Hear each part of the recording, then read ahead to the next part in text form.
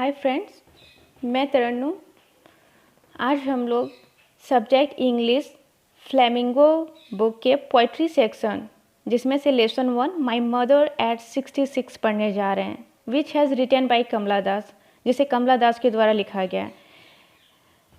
कमला दास का born in Malabar में केरला में हुआ था और वो इंडिया की बेहतरीन पोइट में से एक मानी जाती हैं।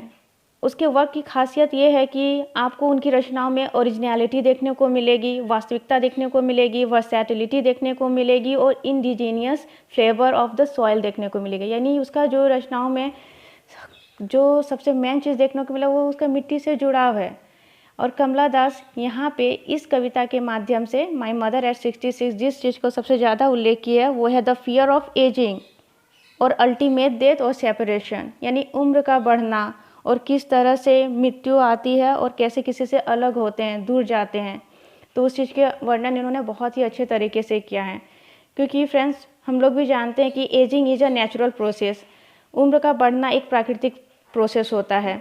और इस उम्र के बढ़ने में हमारे जो पेरेंट्स हैं, ओल्ड पेरेंट्स हैं, वो हमसे क्या उम्मीद लगा के बैठे हैं, क्या एक्सपेक्टेशन है उनकी, वो इस पोएम में बहुत ही अच्छे तरीके से दिखाया गया। फ्रेंड्स, ये पोएम आप एग्जामिनेशन के व्यू से बहुत ही इम्पॉर्टेंट है और इसमें से स्टैंजास आते ही हैं, इसलिए हम लोग इसमें जो पढ़ेंगे वो स्टैंजा वाइज पढ़ेंगे। तो सबसे पहला जो स्टैंजा है वो है driving from my parents home to Cochin last Friday morning I saw my mother beside me, doze open mouth, her face ashen like that of a corpse and realised with pain that she was as old as she looked but soon put the thought away। यहाँ तक ये stanza important है। तो यहाँ पे बता रही है क्या कमला दास अपने पेरेंट्स के होम से कोचीन एयरपोर्ट जा रही है, वो भी लास्ट फ्राइडे को, पिछले शुक्रवार सुबह को।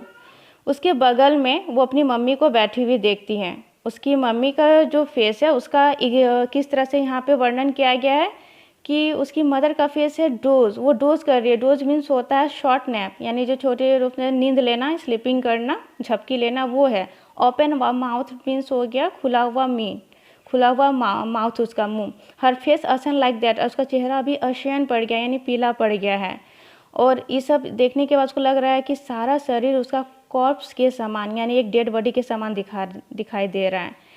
सडनली उसको रियलाइज होता है कि उसे बहुत ही दर्द हो रही है और इस दर्द के वजह से वो जान रही है कि हम अपनी मम्मी को इस तरह से कैसे देखेंगे।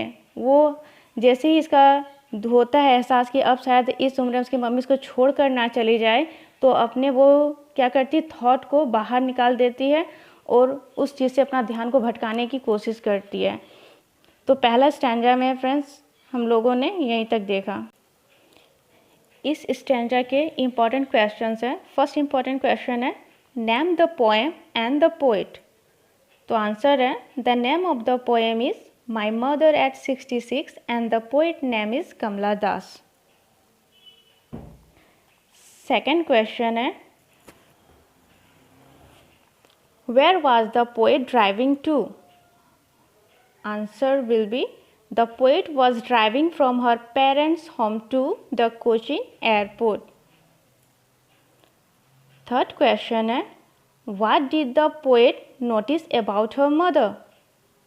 The poet Kamla Das noticed that her mother was dozing with her mouth open. अगला क्वेश्चन है Who was sitting beside her? Her mother was sitting beside her.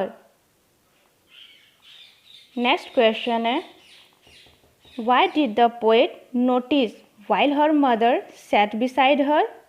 Why was she sad? Answer है The poet noticed that her mother was old, pale, cold and senile. The poet is sad to see the decaying old age of her mother. Next question है Why did the poet look out?